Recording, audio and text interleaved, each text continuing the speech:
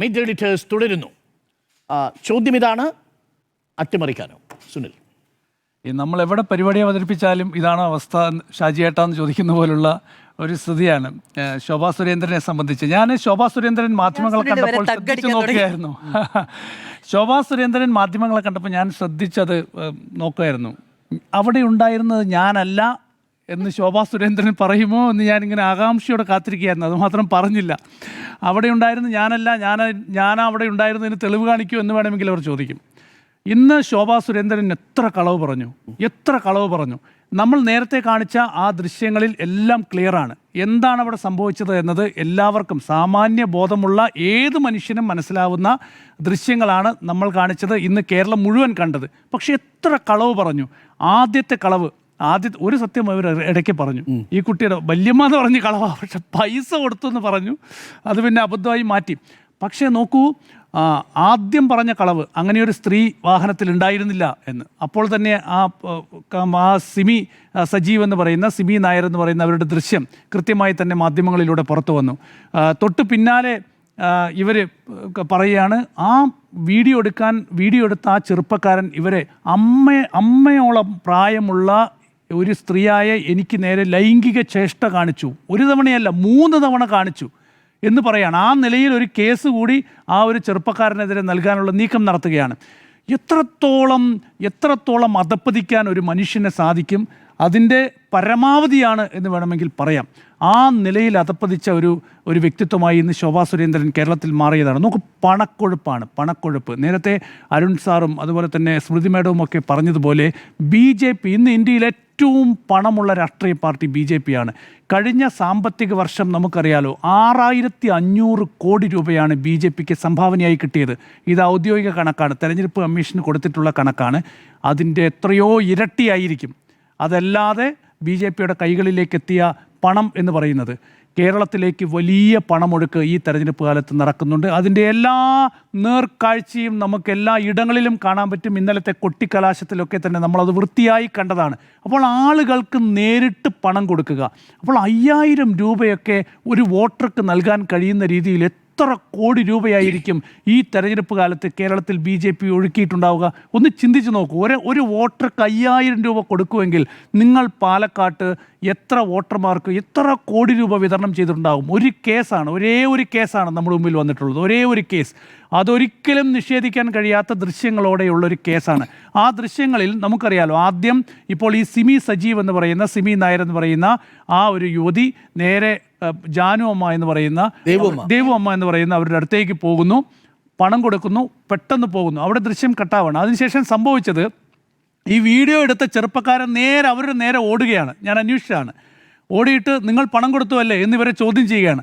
അപ്പോൾ ഇവർ വേഗം ഈ ദേവമ്മയുടെ അടുത്തേക്ക് പോയ പണം തിരിച്ചു വാങ്ങാനോ ആ ഒരു സീൻ മാറ്റാനോ ഒക്കെയായി ശ്രമിച്ചതിനിടയിലാണ് ഇവർ വേഗം പോയി അവരുടെ കൈ തുറന്നു നോക്കുന്നത്. അപ്പോൾ കയ്യിൽ പൈസയുണ്ട്, അതും വീഡിയോയിൽ പകർത്തി. എന്നിട്ട് പിന്നെയൊരു കള്ളം പറഞ്ഞു. എന്താണെന്നറിയോ? പെൻഷൻ കിട്ടിയ പണമാണെന്ന്. ഒരു ഉപകാരമുണ്ട്, പെൻഷൻ കൊടുക്കുന്നില്ല എന്ന് പറഞ്ഞ് ക്യാമ്പയിൻ നടത്തുന്ന BJP ആണ്. പെൻഷൻ കിട്ടിയ പണമാണെന്ന് 5000 രൂപ. ഏതായാലും അത് ഗംഭീരമായി, അത് വലിയൊരു കോമഡി. പെൻഷൻ കൊടുക്കുന്ന ദിവസമായിരുന്നു.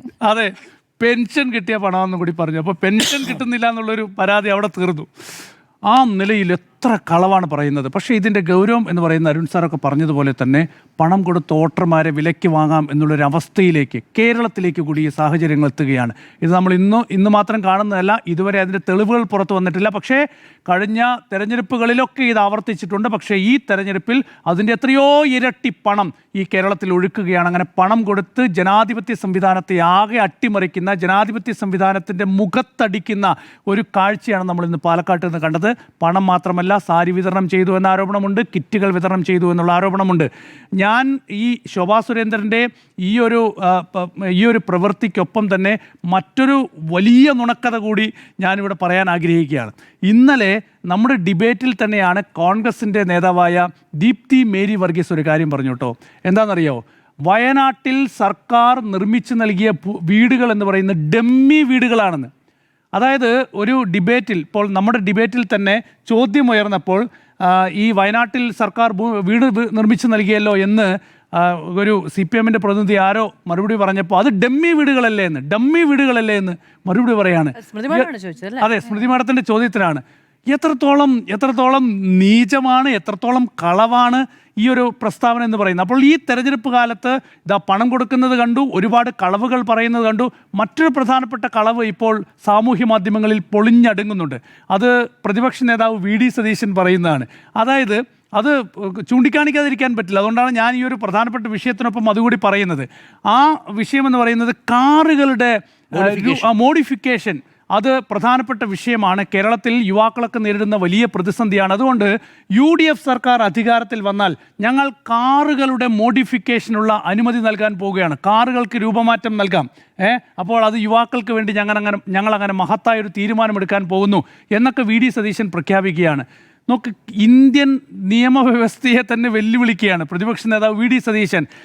മോട്ടോർ വെഹിക്കിൾ ആക്ട് പ്രകാരമാണ് ഓരോ കാറുകളുടെ രൂപം തീരുമാനിക്കുന്നത്. അത് ഈ കാറ് കമ്പനികളാണ് തീരുമാനിക്കുന്നത്. ഈ കാറിൻ്റെ നിറം പോലും മാറ്റാനാവില്ല. നമുക്കറിയാലോ, RC ബുക്കിൽ ഏത് കാറാണ്, ഏത് മോഡലാണ്, കാറിൻ്റെ നിറം ഇതൊക്കെ കൃത്യമായി എഴുതിയിട്ടുണ്ട്. നിറം പോലും മാറ്റാനാകില്ല. ഒരു ഈ കാറിൽ എന്തെങ്കിലും ചെറിയൊരു മാറ്റം വരുത്തണമെങ്കിൽ അത് കൃത്യമായി നിയമപരമായ അംഗീകാരം വേണം. പിന്നെ വെയിറ്റ് ബാലൻസിനൊക്കെ ബാധിക്കും, അപകട ഓരോ വണ്ടിയും എങ്ങനെയാണ് ഡിസൈൻ ചെയ്ത് വെച്ചത് അത് ARI കൊടുത്ത് പെർമിഷൻ, ചെറിയ മാറ്റം ഉണ്ടെങ്കിൽ കൊടുത്ത് permission. Central motor vehicles rules ആണ് ഇതിന് ബാധകമെന്നിരിക്കെ കേന്ദ്ര സർക്കാർ ഉണ്ടാക്കുന്ന നിയമവും ചട്ടവും ഞങ്ങൾ അധികാരത്തിലെത്തിയാൽ മാറ്റുമെന്ന് പറയുന്നത് ആരെ കളിപ്പിക്കാനാണ്? So sad. സെക്ഷൻ 52 പ്രകാരമാണ്. അതായത് ഒരു മോഡിഫിക്കേഷനും നിങ്ങൾ ഇന്ത്യയിൽ ഇറക്കുന്ന മോട്ടോർ വെഹിക്കിളുകളിൽ മാറ്റം വരുത്താൻ പാടില്ല എന്ന് വളരെ കൃത്യമായി സെക്ഷൻ 52-ൽ പറയുന്നുണ്ട്. മാത്രമല്ല 2019-ൽ സുപ്രീം കോടതി വളരെ കൃത്യമായി പറഞ്ഞിട്ടുണ്ട്. കേന്ദ്ര സർക്കാരിന് അല്ല, വിഷയം ഇതല്ലെങ്കിലും ഞാൻ പറയുന്നത് ഇതും തെരഞ്ഞെടുപ്പ് അട്ടിമറി തന്നെയാണ്.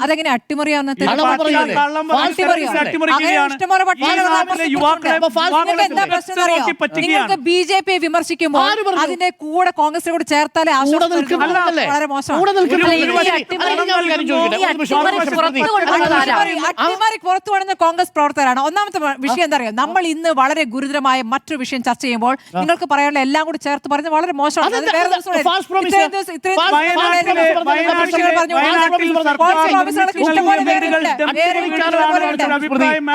അല്ലല്ല, ഞാൻ ഡമ്മി അവിടെ നിൽക്കട്ടെ. ഡമ്മി പറഞ്ഞ ശരി, അവിടെ അങ്ങോട്ട് പിന്നെ കാറിലേക്ക് പോകുന്നു, അങ്ങോട്ട് വേറെ പറയാനുണ്ടാവും. നിങ്ങൾക്ക് പറയാനുള്ള എല്ലാം കൂടി പറയാണെങ്കിൽ വേറെ വിഷയം നമുക്ക് എടുക്കാം.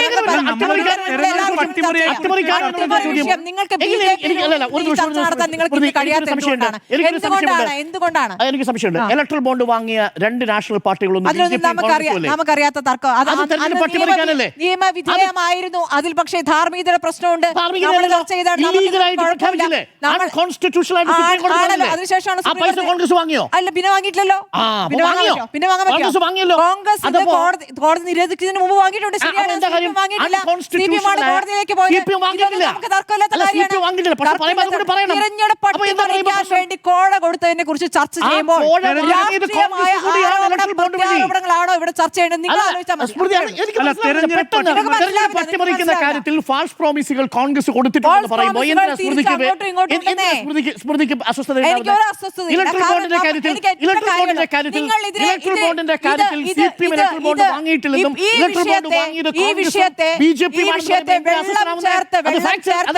ഈ വിഷയത്തെ വെള്ളം ചേർത്ത് കുറച്ചുകൂടി സ്വാഭാവികമായും പ്രധാനപ്പെട്ട ഈ വിഷയമാണ് അട്ടിമറിക്കപ്പെട്ടത്. നിങ്ങൾക്ക് BJP-യുമായി ബന്ധപ്പെട്ട ഒരു വിമർശനം ഉന്നയിക്കുമ്പോൾ നിങ്ങൾക്ക് കോൺഗ്രസിനെ ചാരേണ്ടി കുറച്ചധികം ചർച്ച ചെയ്തിരുന്നു. മാത്രം സ്മൃതി, കാറിന്റെ മോഡിഫിക്കേഷൻ വരുത്താൻ നമ്മുടെ വിഷയം ഇവിടെ വോട്ടർമാരെ പിടിക്കാൻ പോകുന്ന വിഷയം വളരെ വളരെ മോശമായി പോയി എന്ന് തെറ്റിദ്ധരിപ്പിക്കുന്ന CPM പറഞ്ഞതായാലും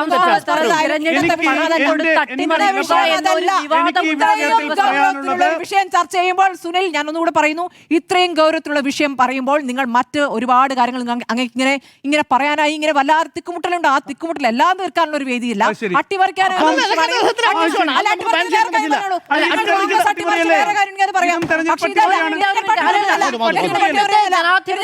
ജനാധിപത്യം സുതാര്യമായിരിക്കും കൂടി കോൺഗ്രസിന്റെ ഭാഗത്തു നിന്ന് വലിയ കോൺട്രിബ്യൂഷൻ ആണ് ഉണ്ടായിരിക്കുന്നത് എന്നത് അതൊന്നും ഒരു വസ്തു പോലും പറയാതെ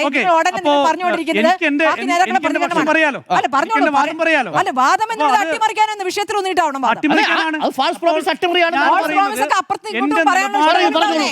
എനിക്ക് സൗകര്യമില്ല. ഞാൻ ഈ വിഷയത്തിൽ ഊന്നിക്കൊണ്ടാണ് ഞാൻ സംസാരിച്ചത്. ഈ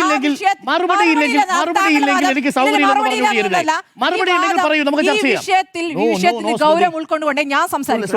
എനിക്ക് പറയാനുള്ളത്, പണം കൊടുത്ത് കേരളത്തിലെ വോട്ടർമാരെ സ്വാധീനിക്കാനുള്ള ഈ തെരഞ്ഞെടുപ്പിൽ BJP നടത്തുന്ന നീക്കങ്ങൾ ജനാധിപത്യത്തിന്റെ മുഖത്തടിക്കൽ തന്നെയാണ്.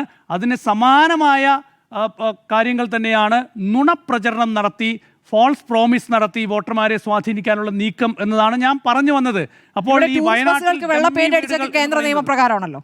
ഏതാ ടൂറിസ്റ്റ് ബസ്സുകൾക്ക് വെള്ള പെയിന്റ് അടിച്ച കേന്ദ്ര നിയമപ്രകാരം ആണോ? പെയിന്റ് അടിക്കുന്നു, എന്തൊക്കെ മാറ്റങ്ങളാണ് ടൂറിസ്റ്റ് ബസ്സുകൾക്ക് നടത്തിയിരുന്നത് നിയമപ്രകാരമാണോ? അതൊരു വിഷയമേ അല്ല. അതിപ്പോ എന്തിനാണ് സംസാരിക്കുന്നത് ചോദിക്കുന്നത്? തെരഞ്ഞെടുപ്പ് അട്ടിമറിയെ കുറിച്ച് സംസാരിക്കുമ്പോൾ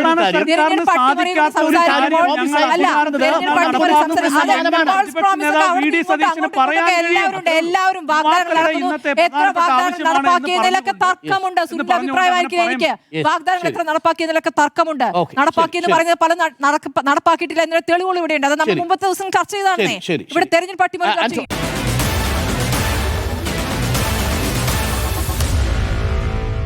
Meet the editors.